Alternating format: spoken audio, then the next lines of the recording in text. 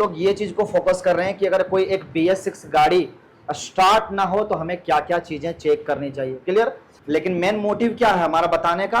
वही चीज कि अगर कोई भी अगर एक BS6 की बाइक हो या स्कूटर स्टार्ट ना हो तो किन किन चीजों को चेक करेंगे। तो उसके लिए स्टेप हम लोग फॉलो करेंगे। हम लोग तो एक ऐसा मैकेनिक तो नहीं है ना कि डायरेक्ट प्रॉब्लम तक पहुंच जाएंगे या स्पार्क प्लग खोलेंगे, वो गलत मेथड है। हम लोग को एक BS6 एक्सपर्ट होने का मेन मोटिव क्या है कि स्टेप को फॉलो करना पड़ेगा। और उसके लिए सबसे पहला स्टेप क्या रहेगा? वो रहेगा फ्यूल सिस्टम।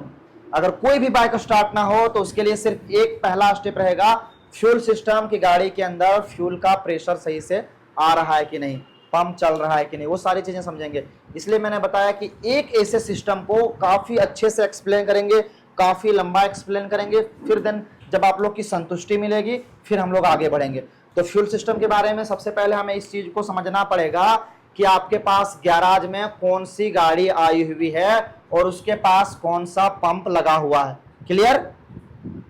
गाड़ी आई, आपने चाबी स्विच को ऑन किया और पंप के अंदर कोई भी मूवमेंट देखने को नहीं मिल रहा है। समझ रहे हैं बात को? बहुत सारे केसेस में ऐसे देखने को मिलता है।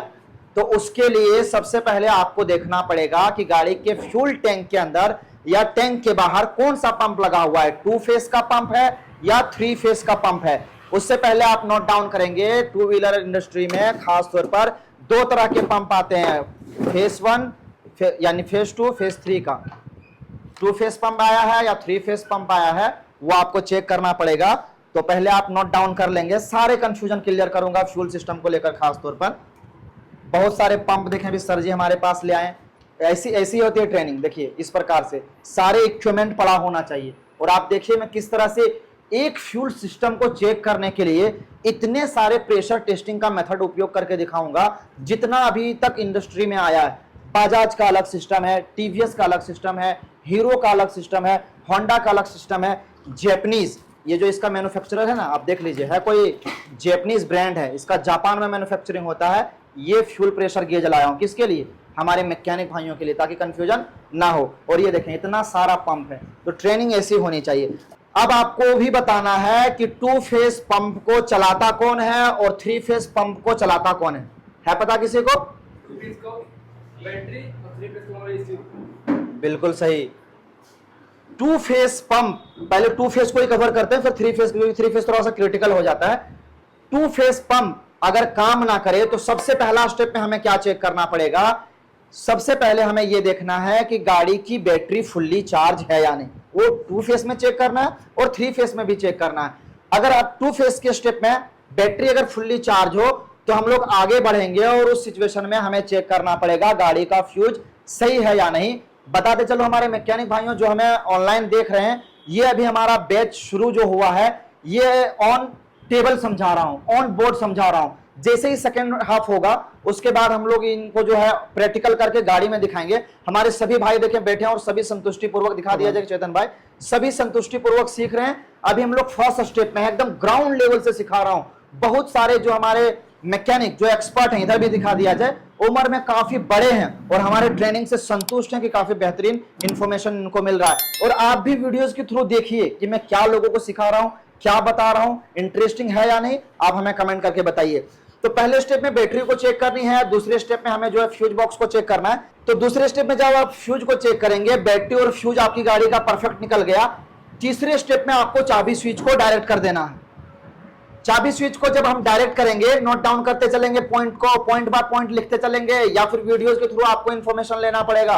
पहले स्टेप में बैटरी चेक करना है, दूसरे स्टेप में फ्यूज चेक करना है, तीसरे स्टेप में चाबी स्विच को डायरेक्ट करेंगे, क्योंकि इग्निशन स्विच का भी काफी अहम रोल है एक फ्यूल पंप के वर्किंग का, चाहे वो 2 फेस पंप हो या फिर 3 फेस पंप हो। क्लियर? चाबी स्विच को जब डायरेक्ट करेंगे उसके बाद भी अगर आपकी गाड़ी का पंप ना चले तो उस कंडीशन में आपको सीट ओपन करना है। Left hand side, right hand side, सारा पैनल तो उसे टेस्टिंग के दौरान खुला ही है। टैंक के बोल्ट को ओपन करके टैंक को आप चाहें तो बाहर निकाल सकते हैं, नहीं तो आप उसके कपलर कनेक्शन को निकाल सकते हैं। ये नोट डाउन करने का पॉइंट नहीं है। अब यहां के बाद जो मैं बता रहा हूं आप इसे समझने की कोशिश करें। 2 फेस पंप जब आप चेक करेंगे तो कंफ्यूजन आपके माइंड में उत्पन्न होगा, क्योंकि 2 फेस पंप में आपने देखा रहेगा इस तरह से भी पंप आपको 2 फेस देखने को मिलेगा और इस तरह से भी पंप आपको 2 फेस देखने को मिलेगा। क्लियर? ये जो पंप है इसे चेक करने में आपको परेशानी नहीं होगी क्योंकि इसके अंदर 2 वायर है। अगर इनपुट सप्लाई आपने इसका चेक कर लिया, फिर आप समझ लीजिए कि आपकी गाड़ी का पंप खराब है। क्लियर? लेकिन हमारे मैकेनिक भाइयों का कंफ्यूजन कब उत्पन्न होता है कि यार 2 फेस का पंप है, और 2 फेस के पंप के टेस्टिंग के बारे में सर ने बताया सिर्फ 2 ही वायर, तो यहां पे 4 वायर क्यों है? कंफ्यूज बिल्कुल भी नहीं होना है। इसके अंदर 4 वायर क्यों है मैकेनिक भाइयों? आपको बता दे चलो, इसके 2 वायर तो मोटर के वर्किंग के लिए है ही, बाकी के जो 2 वायर हैं वो फ्यूल लेवल सेंसर का है। क्लियर? यानी जब भी आपको पंप अगर वर्क ना कर रहा हो तो उसके लिए सिर्फ आपको इसके पंप के इनपुट को टेस्टिंग करना है, ना कि लेवल सेंसर की। लेवल सेंसर से आपको कोई भी मतलब नहीं। हाँ, जब आप इसके पंप के क्लीनिंग को लेकर ओपन करें तो लेवल सेंसर का खासा ध्यान रखें कि कौन से साइड से ओपन कर रहा हूं, कैसे फिटिंग करना है। फिटमेंट के दौरान कहीं से ये लगे ना, ताकि ये टेढ़ा पड़ के लेवल सेंसर खराब ना हो।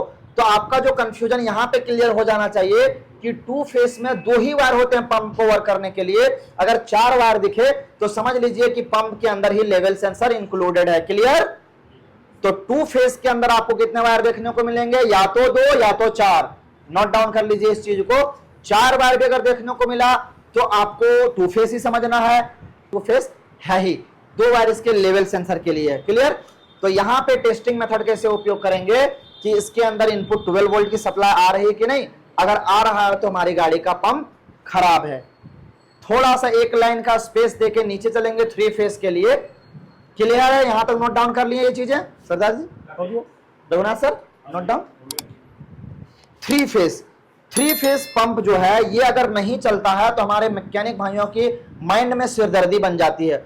और ये जो 3 फेस पंप है इसका टेस्टिंग मेथड और इसको रिपेयरिंग का प्रोसीजर और इसका रिप्लेसमेंट का जो कॉस्ट है वो काफी ज्यादा आता है। क्यों ज्यादा आता है? क्योंकि आप एक्सपर्ट हैं, आपको पता है इसको वर्क कौन करवाता है?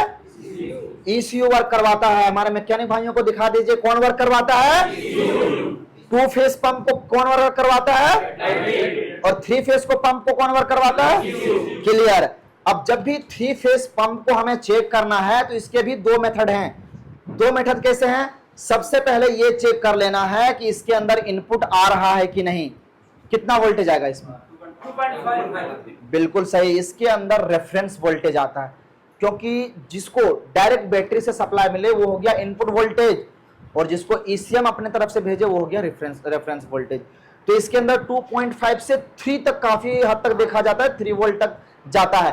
तो आपको सिर्फ एक वायर में नहीं चेक करना है, तीनों वायर में कंपलसरी है कि सेम वोल्टेज आना ही चाहिए। किसी एक वायर में अगर वोल्टेज वीक रहा या अगर वोल्टेज बढ़ गया या फिर वोल्टेज पूरी तरह से ब्लैंक दिख रहा है तो आपका पंप काम नहीं करेगा, क्योंकि 3 फेस है। तीनों वायर में सामान्य वोल्टेज प्राप्त होना चाहिए। अगर एक भी वायर में वीक रहा तो आपकी गाड़ी का पंप काम नहीं करेगा। तो 3 फेस का एक पहला मेथड तो आपको इनपुट मैंने बता दिया, चाबी स्विच ऑन करेंगे, तीनों में वोल्टेज चेक करना है। दूसरा स्टेप, इसका एक फ्यूल टेस्टर यूनिट आता है। ऑन टेबल चेक करने के लिए एक 3 पिन का कनेक्टर आता है जिससे आप चेक कर सकते हैं। ये मेथड उसके लिए है जो प्रोफेशनल है, या फिर इस मेथड को हम लोग इग्नोर कर सकते हैं क्योंकि ये मेथड हमारे सर्विस सेंटर के लिए है और हमारे आफ्टर मार्केट मैकेनिक भाइयों के पास वो टूल नहीं है। यहां पर फिर भी हमारे जो व्यूवर्स हैं उनको बताते चलूं कि आप कभी भी 3 फेस पंप को ऑन टेबल टेस्टिंग करने की गलती ना करें, क्योंकि इसके अंदर अगर आप बैटरी का डायरेक्ट वोल्टेज प्रोवाइड करेंगे तो ये पंप क्या हो सकता है? खराब हो सकता है। तो इसलिए अगर आपके पास टेस्टिंग यूनिट टूल है जब ही इसे टेस्ट करेंगे, अन्यथा आप दूसरी गाड़ी का टैंक टू टैंक रिप्लेस करके चेक कर सकते हैं। तो ये हो गया इसके पंप की वर्किंग का डिटेल कि अगर गाड़ी का पंप हमारा काम ना कर रहा हो तो कैसे हमें चेक करना है। रघुना सर क्लियर? अब इसके सेकेंड स्टेप है, हम लोग क्या बात कर रहे हैं?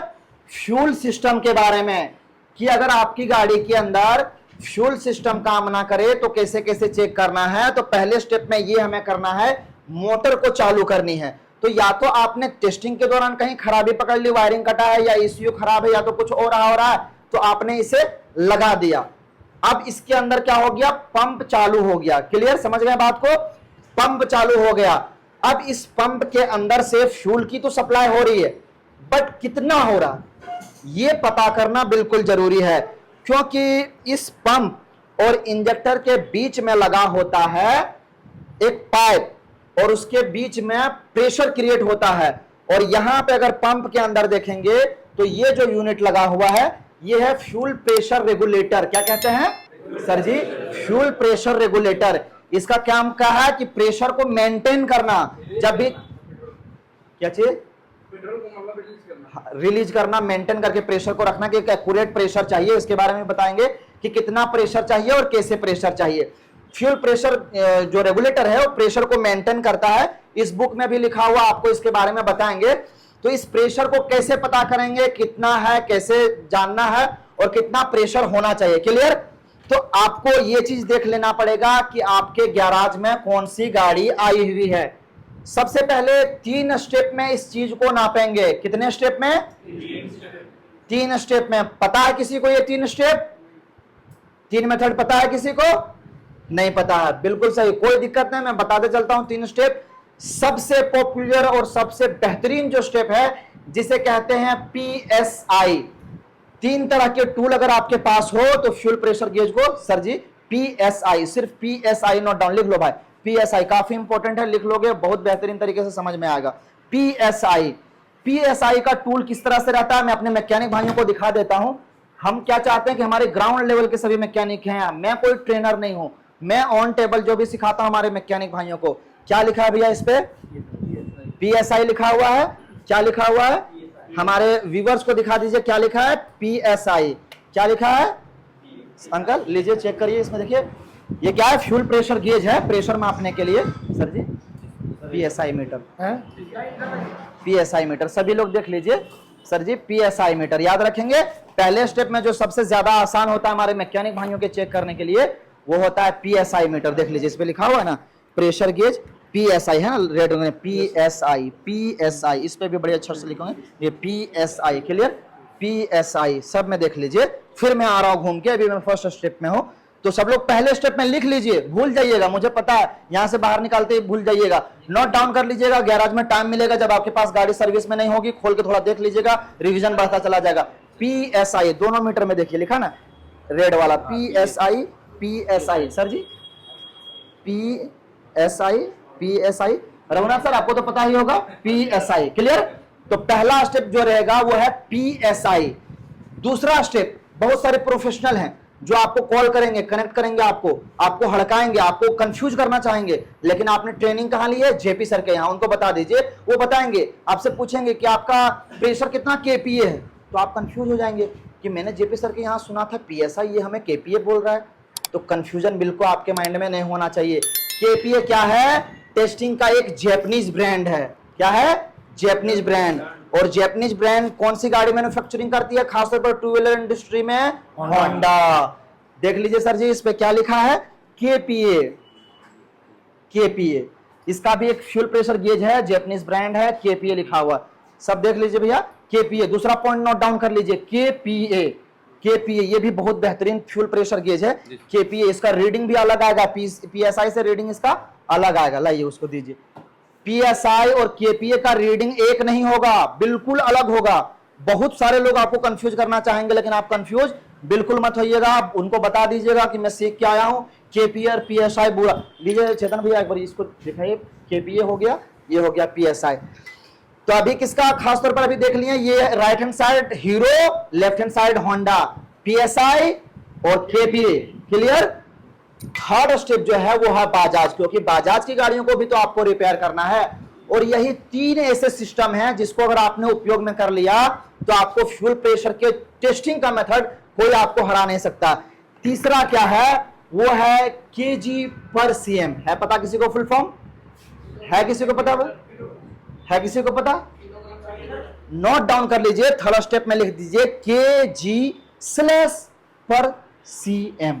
kg/cm नोट डाउन कर दीजिए। तीसरा स्टेप लिख दीजिए, बता दीजिए लोगों को kg/, इसे कहा जाता है किलोग्राम पर सेंटीमीटर। फुल फॉर्म भी नोट डाउन कर दीजिए ताकि kgm पर ये जो पर सेंटीमीटर का प्रॉब्लम ना हो। किलोग्राम पर सेंटीमीटर हिंदी में भी लिख लीजिए, कोई जरूरत नहीं, फ्रेश लिखिए, अपने लैंग्वेज में लिखिए ताकि समझ में आए। तो 3 मेथड कौन कौन से हैं बता दीजिए। पहला, दूसरा, तीसरा किलोग्राम पर सेकंड। बिल्कुल सही। अब एक गाड़ी को परफेक्ट तरीके से स्टार्ट होने के लिए कितनी पीएसआई प्रेशर होना चाहिए, पता है किसी को? जनरल ज्यादातर जो हम लोग टेस्टिंग के दौरान उपयोग में लाते हैं, विभिन्न प्रकार की गाड़ियों में टेस्टिंग किए हैं, उसमें ज्यादातर केसेस में ये देखने को मिलता है 38 से 40 पीएसआई। कितना? पीएसआई वाले पॉइंट पे नोट डाउन कीजिए, पीएसआई वाले पॉइंट पे 38 से 40 पीएसआई, 38 टू 40 पीएसआई का प्रेशर देखने को मिलेगा हीरो की गाड़ियों में। तो अभी क्या हम लोग ने लिखा? 38 से 40 पीएसआई। क्लियर? दूसरे स्टेप में अगर आपके पास केपीए का मीटर है या होंडा की गाड़ी के जाते हैं, या फिर आप इतना प्रोफेशनल बन जाते हैं कि आपको सर्विस सेंटर से कॉल आता है कि मेरे यहाँ आइए, एक होंडा की गाड़ी स्टार्ट नहीं हो रही है, इसके अंदर पीएसआई मीटर मेरे यहाँ नहीं है, आपको केपीए से चेक करना है, तो आप चेक करके बताइए। तो आप कैसे चेक करेंगे, क्योंकि आपके पास इंफॉर्मेशन नहीं है। तो यहां पे कंपनी कहती है 260 to 310 केपीए। याद रखें, 260 से 310 केपीए का प्रेशर होना चाहिए। ये देखिए यहां पे ये जो मीटर है ना, 260 से 310 केपीए तक प्रेशर जाना चाहिए। देखिए केपीए मीटर एकदम विभिन्न होता है, एकदम डिफरेंट होता है, और ये कंफ्यूजन यहां पे भी नहीं होना है। प्रेशर सभी का सिमिलर है, लेकिन मीटर जो नापने का कंपनी ने तरीका जो उपयोग किया, सभी लोग अपना अपना उपयोग किया है। तो अपना अपना मीटर जब उपयोग करेगा तो रीडिंग तो अलग अलग आएगा। और प्रेशर अगर निचोड़ निकाला जाए, आप अगर गूगल करते हैं ना 310 केपीए वर्सेस कन्वर्जन अगर करते हैं 38 से 40 पीएसआई, सेम निकलता है, दोनों सब सारा बराबर निकलता है। तो अभी आपने क्या नोट डाउन किया? 260 केपीए से 310 केपीए का होना चाहिए होंडा में प्रेशर। अब थर्ड जो स्टेप है वो है किलोग्राम पर सेंटीमीटर का, वो है बाजाज की गाड़ियों के लिए। क्लियर? बाजाज की गाड़ियों में कितना होना चाहिए? तो वो होना चाहिए 2.4 से, नोट डाउन करेंगे, 2.4 से 2.8 किलोग्राम पर सेंटीमीटर। मीटर एकदम डिफरेंट आता है उसका, किलोग्राम में नापा जाता है। 2.4 टू 2.8 किलोग्राम पर सेंटीमीटर उसके अंदर प्रेशर होना चाहिए। अगर प्रेशर सही तो आपका जो पंप का खेल है वहीं खत्म हो जाएगा। पंप को आपको टेस्टिंग करने की कोई आवश्यकता नहीं। फिर देन हम लोग आगे बढ़ेंगे और आगे हम लोग इंजेक्टर चेक करेंगे। तो पंप का पहला जो स्टेप रहेगा 38 से 40 पीएसआई। क्लियर? दूसरा जो रहेगा 260 से 310 केपीए, और तीसरा जो रहेगा वो 2.4 से 2.8 की जो किलोग्राम पर सेंटीमीटर का प्रेशर होना चाहिए। किसी को कोई कंफ्यूजन? आज तक बताया था किसी ने ये 3 मेथड? बताइए, जेपी सर बता रहे हैं ना क्लियर करके। अब यहाँ पे टेस्टिंग का मेथड आप सभी को बताते हैं कि अगर ये प्रेशर आपको देखने को मिल रहा है, तो मैं अभी एक वर्ड का उपयोग किया, आपने नोटिस किया होगा, वो है fuel pressure regulator. Clear? Regulator का काम क्या है? प्रेशर को मेंटेन करना। क्लियर? तो प्रेशर रेगुलेटर कब काम आता है?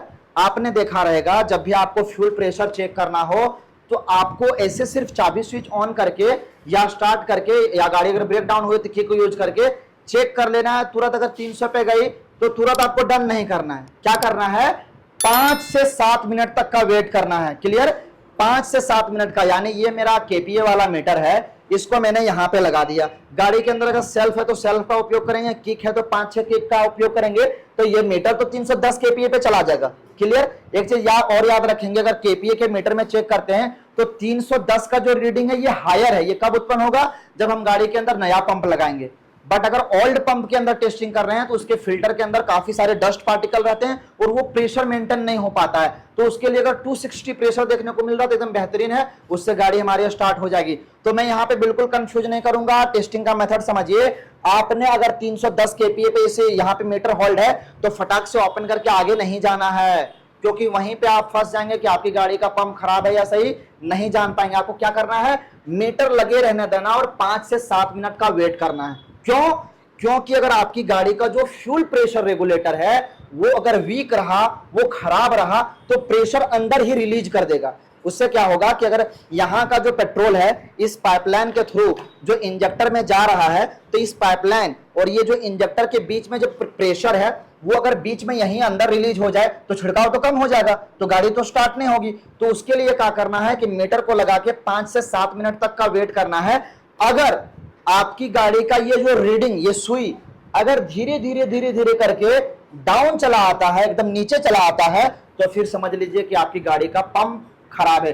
क्योंकि फ्यूल प्रेशर रेगुलेटर अलग से अवेलेबल नहीं है। उसके लिए हमें क्या करना पड़ेगा, पंप को चेंज करना पड़ेगा। तो जब भी आप चेक करेंगे मल्टीमीटर इसको लगाएंगे तो थोड़ा वेट कर लेंगे, थोड़ा धैर्य रखेंगे कि ये तो कांटा नीचे तो नहीं आ रहा। जैसे जैसे अगर रीडिंग इसका नीचे चला आता है तो समझ लीजिए पंप खराब है, क्योंकि रेगुलेटर लीक कर दे रहा है इसके प्रेशर को, और पंप एक जगह पर इसकी रीडिंग अगर स्थिर रहती है इस तरह से सुई इसकी, तो फिर समझ लीजिए कि आपका पंप गाड़ी का क्लियर है। अब क्या करेंगे, हम लोग आगे बढ़ेंगे। आगे कहां पे बढ़ेंगे, इंजेक्टर को लेकर। यहां तक अगर कोई किसी का क्वेश्चनिंग